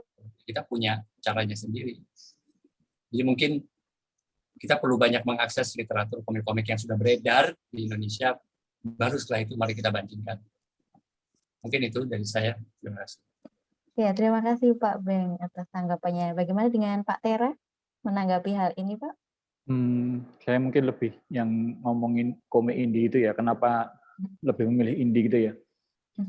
Kalau yang saya tangkap beda dengan di 90-an ketika memang mencoba tidak ada pintu yang terbuka untuk komik-komik yang berbeda gitu ya. Di mana penerbit lebih memilih komik-komik yang mempunyai pendekatan yang sama dengan komik yang sedang laku gitu kan. Tapi kalau yang sekarang saya lihat ada beberapa teman-teman komikus yang menerbitkan komik sendiri karena memang itu lebih mudah aksesnya sekarang. Jadi mereka juga tidak tahu bagaimana kategori penerbit seperti apa saja, tapi mereka langsung lebih memilih langsung terbitkan saja karena jalurnya sekarang lebih mudah dan kualitas juga bisa sama. Soal konten memang itu dibahas belakangan kan seperti itu. Tapi ada juga kemudian yang mencoba dengan penerbit, ada beberapa masalah, kemudian naskah diambil ulang dan diterbitkan sendiri juga ada. Jadi berbagai macam cara. Ada juga yang ikut lomba tidak menang, kemudian diterbitkan secara indie gitu. Jadi itu yang kemudian cukup memberi warna yang berbeda di satu dekade terakhir ini soal penerbitan komik indie. Kalau dulunya dianggap sebagai antitesisnya komik mayor, sekarang enggak. Justru pengen ada yang sama, ada yang karena ditolak kemudian baru diindikan dan lain-lain.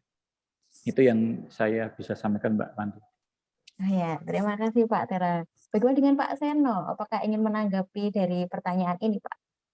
Ya, sebetulnya pertanyaannya itu si Beng tadi sopan aja itu. Ya. Gini loh, aduh. Sebetulnya jadi jangan membandingkan kalah menang itu dari pemasaran. Gitu, ya kan? Ntar kita bandingin pemasaran telur ayam kampung Jawa sama sama apa? Kampung Arab. Waduh, ada lagi namanya gitu kan. Itu dibawa-bawa itu gitu kan. Ya, tapi si telur kampung Jawa, telur Jawa, ayam kampung ini gitu. Kualitasnya kan tidak diragukan kan? Iya. Gitu loh. Tidak diragukan meskipun dia cuma di pojok-pojok gitu kan, yang paling mahal sih, makin mahal makin gak ada yang beli lagi gitu, ya kan? Gitu. Kira-kira seperti itu. Jadi jangan kome ini apa namanya tidak populer lantas kalah gitu ya. Saya kira ini sebetulnya jawaban apa namanya? Sebetulnya ini juga masalah yang sudah terlalu apa ya? Sudah arhaik ini gitu ya. Gitu. Sekarang saya mau buktikan ya, sederhana aja nih. Ya, kalau ada yang pernah lihat komiknya Sulardi, Sumantri Ngenger, nah gitu. Di dunia ini tidak ada yang bisa bikin komik seperti itu, gitu. Kenapa? Yang bisa bikin komik itu hanyalah mereka yang mampu menyungging wayang, gitu loh. Sedangkan para penyungging wayang aja belum tentu bisa menggambarkannya gitu sebagai komik, gitu kan? Bahasanya bahasa Jawa tingkat dalang, gitu loh. Gitu. Jadi ya tentu saja tidak akan populer. Itu komik maksudnya menyanyi kosasih ya, nggak nyambung lah gitu kan. Tapi sebetulnya dalam dirinya sendiri itu siapa saingannya di dunia ini? Ya kan? Oke, naik sedikit Ardi Soma. Ya kan? Di dunia ini siapa yang bisa mengimbangi dia? Saya kira tidak ada. Boleh dilihat itu bagaimana realisme tapi mengikuti filosofi wayang kulit, ya kan? Satrianya kurus-kurus itu langsing maksudnya gitu kan. Gitu ya, tapi mengikuti itu enggak apa namanya? Wah, kalau saya sih bangga bener itu, gitu kan. Dan waktu Eropalia itu ya, Eropalia itu kan saya kira apa namanya?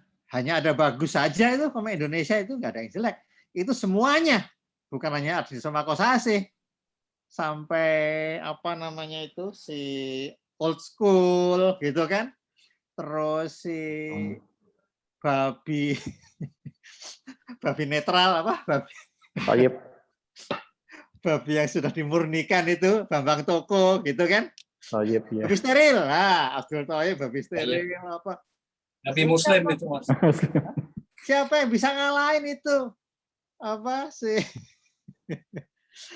apa namanya? Babi yang sudah dimurnikan itu, ya kan? Siapa yang bisa bantah itu? Apa ketajaman wacananya itu gimana bantahnya? Iya ya, sudah steril ya, sudah halal toh, tapi babi, ya kan? Kan menarik, komik loh itu, ya kan? Komik itu layak jadi persoalan yang besar gitu ya, dalam arti persoalan intelektual ya, gitu. Nggak usah minder lah, gitu. Nah, perkara kita tidak mampu memasarkan, ya tanya para ahli pemasaran, gitu kan? Kenapa dia cuma ngurusi Indomie melulu, gitu loh. Ya, Indomie kan tidak perlu dipasarkan, sudah laku. Wong itu makanan pokoknya indekosan. Ya kan, gitu. Nah, ini tantangannya bukan pada komikus. Komikus itu sudah menjalankan tugasnya, bikin komik bagus, gitu. Ya, tantangannya pada itu loh, MBA itu loh, ya kan? Mana, gitu loh. Ya kalau masarin semen saya juga bisa gitu kan, gitu. Itu. Tapi coba komik-komik inilah yang sudah jelas oleh siapapun yang ditanya bilang bagus gitu. Gimana nih? Gitu ya. Nah, tapi tentu kita lihat ya faktor-faktor ya.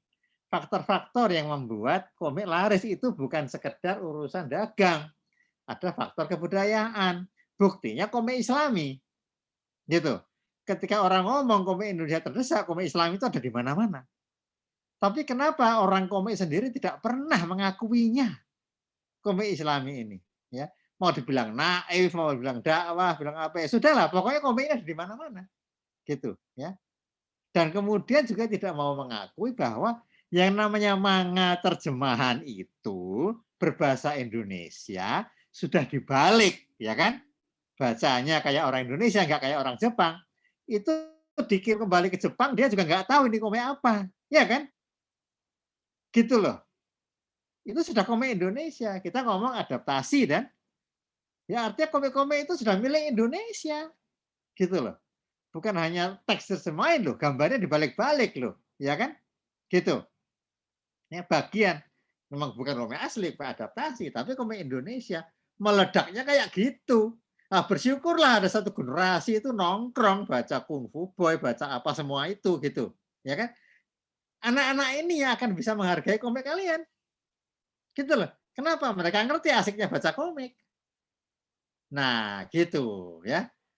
Nah, saya kira masalah ini penting, ya. Gitu, bahwa para pembaca komik Jepang, Korea, lain-lain inilah yang akan menghargai komik Indonesia juga. Kenapa? Sudah mengenal komik, gitu, ya, sudah menghargai komik dan seterusnya. Gitu. Ya, terima kasih Pak Seno atas tanggapannya. Baik, kita langsung saja ke pertanyaan berikutnya karena ini cukup banyak yang bertanya ya. Oke, nah, dari Kak Chandra. Bagaimana pendapat Anda tentang platform komik digital seperti Webtoon? Dengan munculnya komik-komik dari Korea di media tersebut dan banyak komikus Indonesia yang bersaing di sana. Terima kasih. Bagaimana nih Pak Beng melihat fenomena Webtoon ini dan persaingannya? Ya bagus lah. Adanya persaingan berarti memang bagus. Jadi itu memang platform yang sekarang seperti taman bacaan, seperti toko buku. Jadi memang di situ. Kalau mau bersaing memang di situ. Dan itu kan mulai ini ya, mulai apa? Ada hal yang dulu kita persoalkan, komik digital itu sama seperti komik cetak yang dibikin versi data atau file gitu ya, kemudian diupload. Kalau ini kan enggak. Dia formatnya betul-betul hanya bisa dibaca di Webtoon. Gitu. Jadi itu sebuah tantangan baru, sebuah cara produksi baru. Dan ini konsep-konsep seperti misalkan buku-buku 7 jurus menggambar komik dan lain-lain itu jadi tidak berlaku di situ. Karena idenya, treatmentnya sudah berbeda caranya. Jadi ini justru menurut saya bagus nih, orang-orang yang mau bikin buku-buku tentang tutorial, bikinlah yang versi Webtoon gitu, karena itu akan jadi menarik. Biar Webtoon itu jadi tidak monoton. Jadi bukan lagi panel-panel disusun ke bawah gitu, tapi sudah dia lintas panel gitu, sudah caranya sendiri harus begitu. Dengan layar yang kecil, kita bisa sedih, kita bisa terharu, kita bisa tertawa gitu ya, dengan dimanapun gitu, karena dibawa kemana-mana dan kecil gitu, sambil buka layar yang banyak gitu kan kalau zaman sekarang. Iya, Nah, betul. itu saya rasa tidak ada masalah. Oke banget. Iya. Bagaimana dengan tanggapannya Pak Seno ini dengan adanya Webtoon dan persaingannya dan komik-komik digital, Pak? Ya, kalau disebut kita bersaing dengan Korea, Jepang, lain-lain, bagus lah. Biasanya kan ada aja enggak gitu loh. Nah, sekarang bersaing, bagus gitu loh. Lo kan kurang apa sih? Teman-teman itu sudah diorder Marvel lah, semua itu DC gitu loh. Kok susah amat gitu loh mengakuinya.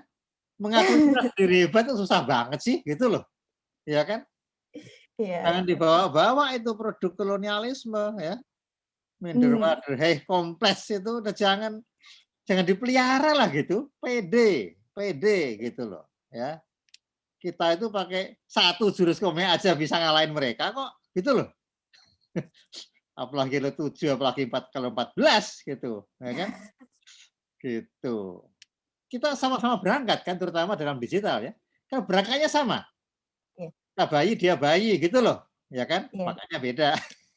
Tapi kan sama-sama makan komik gitu loh, ya kan?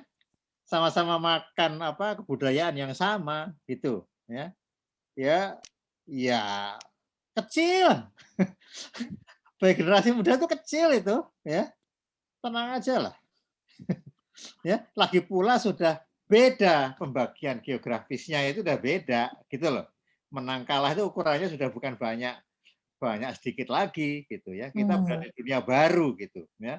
Dan saya lihat dan barangkali sudah beda ukurannya ya. Ya. Barangkali nggak ada persaingan antar bangsa, hanya persaingan antar pribadi aja gitu ya. dan seterusnya. Jadi tidak ada lagi identitas yang bisa diisolasi gitu loh. Indonesia, Jepang, apa itu susah. Ya. Itu mewakili komunitas yang sama kok sebetulnya. Ya kan? Kayak anak-anak yang suka gamenya game tingkat dunia kan, gitu, ya kan? Ya itu kan komunitas tersendiri sebetulnya, yang lepas dari bangsa masing-masing kan, gitu. Itu anak-anak 8-9 tahun kan, gitu. Iya. Jadi diubahlah nasionalisme sempit itu digugurkan aja sudah gitu. Ya.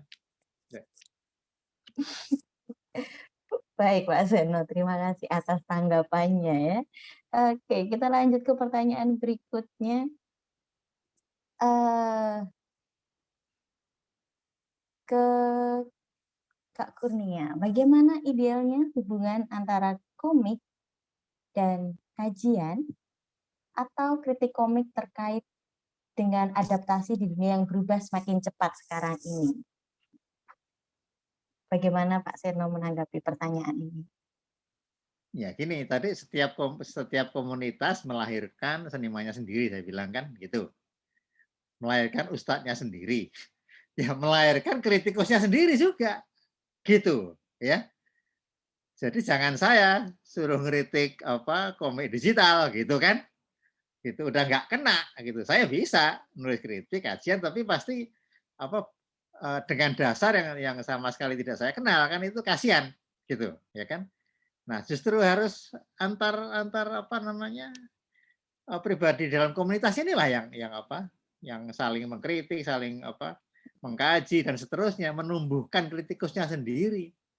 Itu lebih klop gitu. Ya kemudian nanti ada lah pasti antar generasi dan seterusnya ya. Misalnya gitu kan, generasi milenial ngomongin Kosasis juga bisa gitu loh. Ya kan? Saya masih bisa ngomongin apa kayak Don Quixote, kayak wayang kulit juga bisa gitu kan. Seperti itu. Ya. Jadi dan kritik itu ya jangan ditaruh di di koran. Sekarang itu koran sudah declining, ya, sudah minoritas gitu. Jadi sekarang reputasi kritikus bukan karena dimuat Kompas gitu kan, tapi coba merajai medsos dong, gitu loh, ya kan? Gitu, bikin esai pendek merajai medsos, tapi tetap serius, gitu ya. Ini yang namanya siapa itu? Martin Suryajaya itu kan kritisi muda kan yang nulis buku estetika 900 halaman itu gitu kan. Lahir dari mana? Bukan dari Kompas, Indo Progress yang nggak dibayar itu gitu kan. Yang nulisnya sambil makan Indomie itu gitu, ya kan. Ya kan itulah dunianya gitu loh, ya kan. Bisa tumbuh kok gitu. Dan bukan hanya dia, itu satu generasi yang kritis berat gitu loh. Kalau namanya ngerti Marx, ngerti bener, gitu. Nggak cuma gaya, gitu kan. Makanya yang tua-tua sok tahu dibalik-balik kan itu di medsos tuh, gitu loh. Ya. Nah, gitu. Saya kira mesti masing-masing menumbuhkan kritikusnya sendiri, gitu. Ya. Ya tentu dengan kedalamannya sendiri dan dengan gayanya sendiri, gitu. Ya. Kritik itu juga seni, loh, ya kan? Iya. Gitu ya. Jadi seperti itu. Ya, manfaatnya lah media sosial itu. Kalau pengen media sosial itu jadi bermutu ya diisi kajian yang serius, gitu. Serbu dengan kajian, gitu. Ya. Oke. Iya, terima kasih Pak Seno. Bagaimana Pak Tera tanggapan atas pertanyaan ini, Pak? Kayaknya Mas Nur udah menjawab semuanya deh. Benar-benar seperti itu. Kalau saya mungkin lebih ke ini ya, ke karyanya sendiri ya. Kalau memang komikus mengharapkan adanya kritik langsung ya bisa diberi email misalnya. Kalau itu yang diharapkan dari komikus ya, yang tadi disampaikan Pak Seno, nambahin aja. Iya. Jadi kadang-kadang komik ini nggak ada identitasnya, jadi orang ketika mau menyampaikan kritiknya yang secara langsung atau mau mention paling enggak itu kadang-kadang kebingungan juga. Jadi mungkin itu bisa dari sisi komikusnya. Itu Mbak Panti. Oke, terima kasih Pak Tera. Kita lanjut ya ke pertanyaan berikutnya dari Kak Rahma. Saya tertarik dengan pernyataan dari Pak Seno bahwa kejayaan komik yang dapat menjadi pusat kebudayaan. Jika demikian, maka bagaimana seharusnya komik dipandang melalui kacamata dunia pendidikan, khususnya pendidikan dasar dan menengah. Bagaimana menurut tanggapan para narasumber? Bagaimana Pak Beng menanggapi pertanyaan ini? Ya, baik. Ini kacamata dunia pendidikan. Ya, lagi-lagi komik itu memang harus ditempatkan dalam konteksnya. Gitu. Jadi boleh semua pelajaran-pelajaran dibikin dalam bentuk komik, menyampaikan satu rumus, satu ide dalam bentuk komik, itu silakan saja, tidak apa-apa.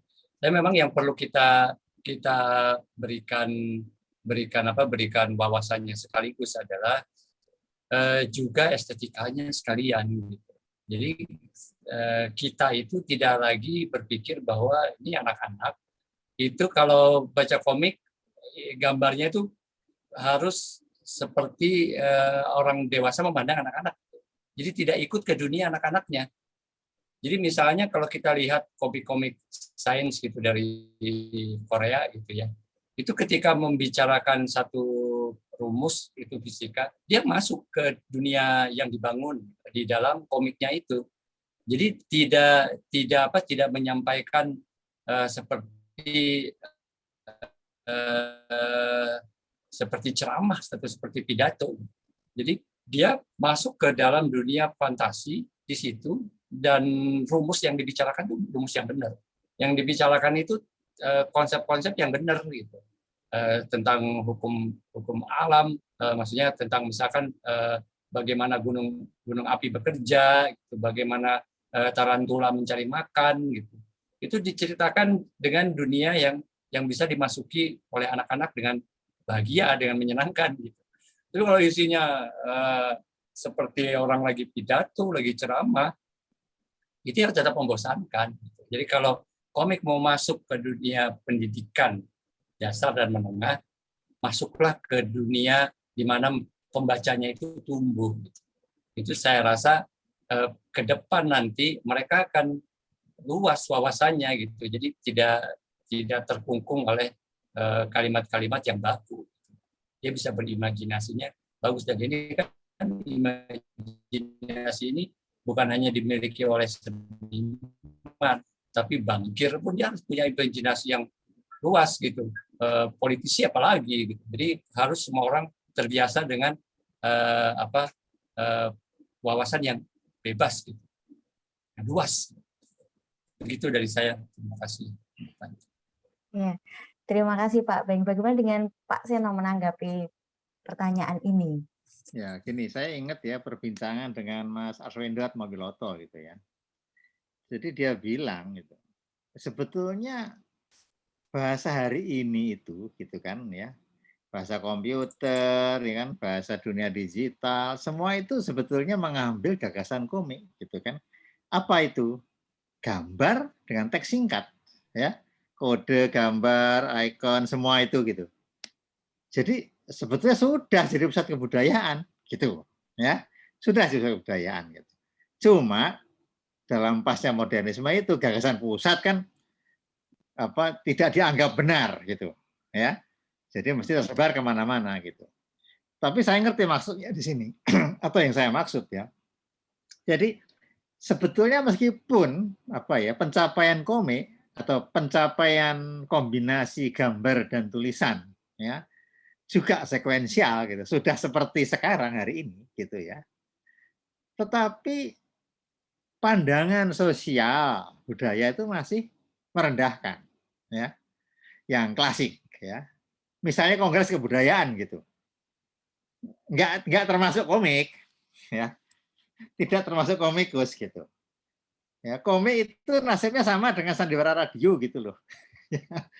Tidak dianggap seniman gitu, tidak dianggap wacana yang penting, padahal sangat populer gitu ya.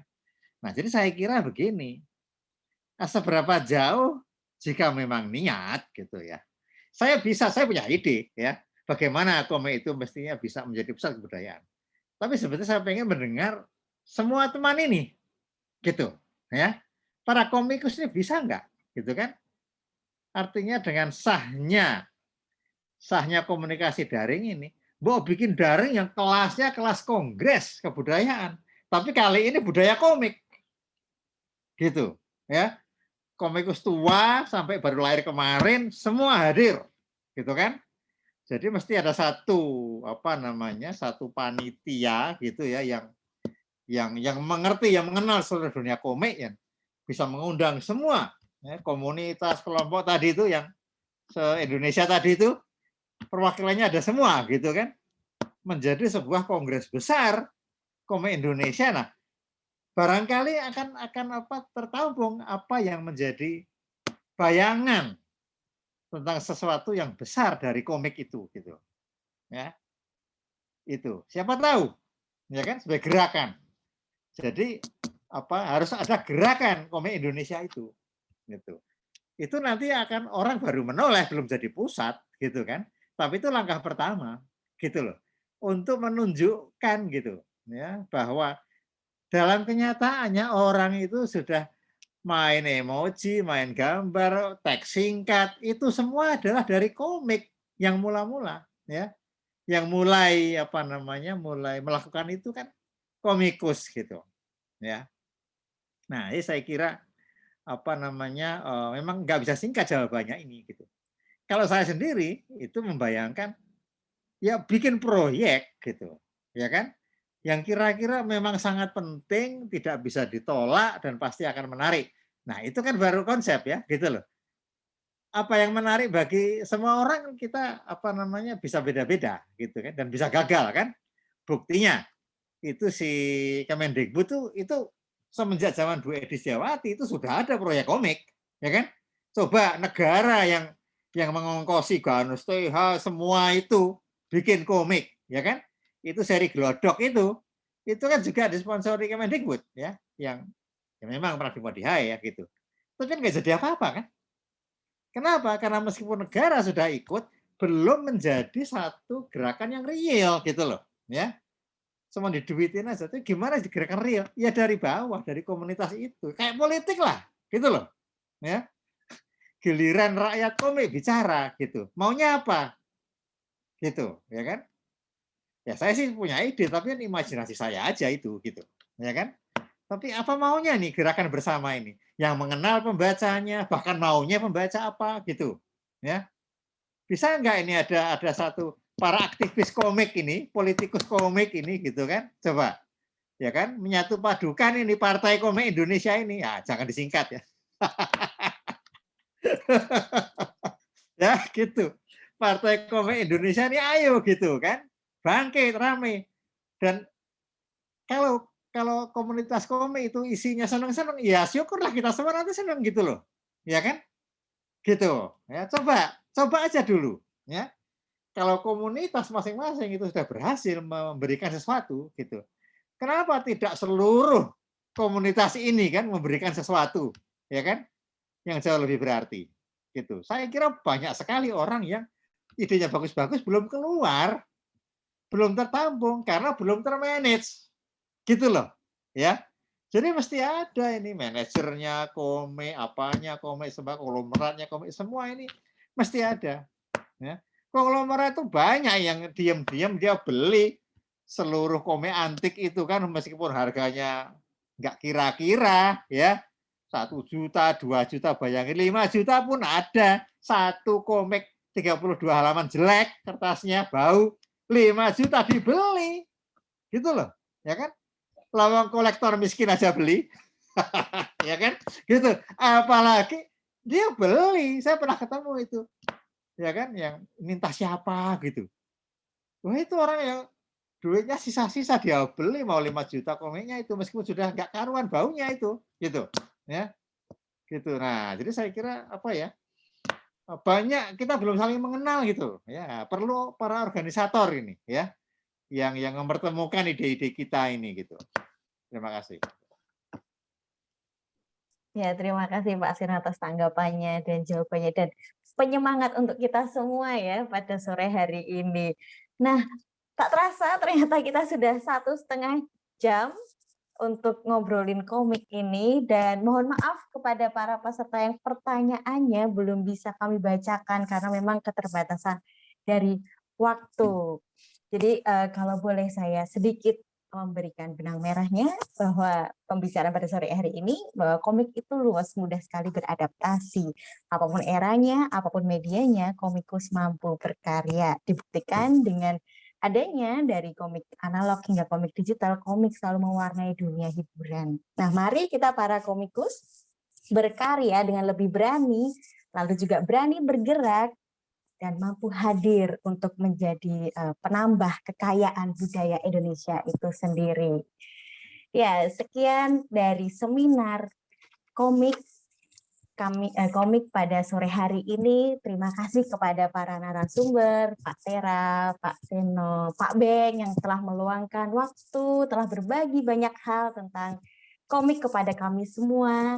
Lalu juga saya menyampaikan kepada para pemenang, ini ada 3 penanya terbaik yang telah dihubungi via chat oleh panitia. Silahkan membuka chatnya, yaitu ada Kak Fernanda, lalu Kak Fandi Ahmad, dan Kak Rahma Askia. Nah, saya juga ucapkan terima kasih kepada para peserta seminar yang telah bergabung dari tadi jam 4 sore hingga petang hari ini. Dan tak lupa pula kami sampaikan terima kasih kepada Dinas Kebudayaan DI yang telah menyelenggarakan Yogyakarta Comic Weeks pada kali ini, dan pameran Yogyakarta Comic Weeks ini dapat dikunjungi di gedung pameran temporer Museum Sonobudoyo hingga tanggal 17 Oktober 2021. Jika ingin mengunjunginya, silahkan reservasi dulu, dan link reservasinya ada di Instagram @comicweeks. Silahkan registrasi di situ, dan informasi untuk pameran Comic Weeks ada di sana. Saya mengakhiri seminar kali ini. Saya Priscilia Pantimerina. Mohon maaf jika ada salah kata dalam membawakan seminar komik kreasi adaptasi. Akhir kata, selalu jaga kesehatan, taati protokol kesehatan. Sampai jumpa di Yogyakarta Comic Weeks berikutnya. Salam. Wassalamualaikum warahmatullahi wabarakatuh. Shalom, Om Santi Santi Om, Namo Buddhaya, salam kebajikan, selamat petang dan berkah dalam. Salam. Oke, terima kasih Mbak Panti. Terima kasih. Terima kasih. Mas Seno, Mbak, Terima Mas kasih Beng. Pak Seno, Pak Foto Beng, bersama Mbak mungkin Tera. ya Mbak Panti. Oh iya, oke. Sebelumnya, Sebelum sebelum out. live dari Mbak. ruangan ini, mari kita foto bersama dulu. Mbak Depa. Mungkin dari panitia bisa mengkoordinasikan. Siap. Mbak Depa bisa open mic mungkin. Terima kasih Mas Seno, Mas Beng, Mbak Panti, Mas Ya, terima Faisal. kasih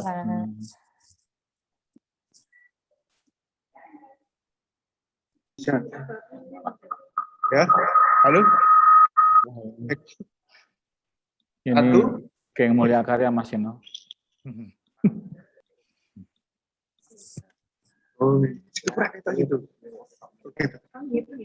Oke, saya hitung ya. Ya. 1, 2, 3.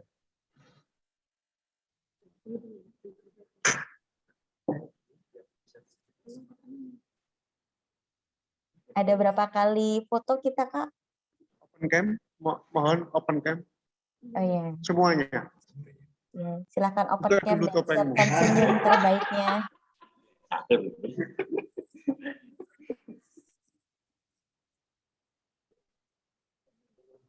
Hah? Open cam. Wis. Buka dulu topeng.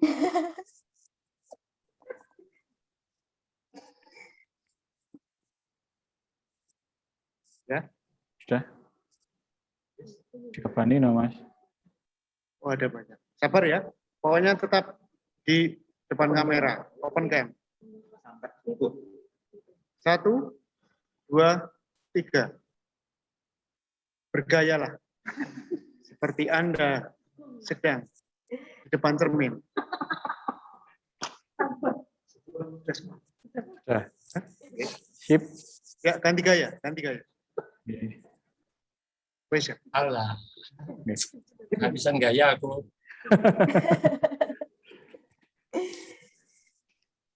Oke. Nggih, sip. Sip. Oke. Nggih. Terima kasih. Semua. Nggih, terima kasih Mbak Semuanya. Pandi, Mas Heno, Ya. Mas Terima kasih. Beng. Terima kasih banget. Sukses selalu. Terima kasih. Sampai Sampai jumpa lagi. Iki, Ya, sampai kita mute ya, kenapa ya? Mm-mm. Ada. Nah, matur nuwun Mas Beng, Mas Faisal. Sami-sami matur nuwun Mbak Tera. Mohon maaf sedikit kesalahan teknis. Wonten napa-napa.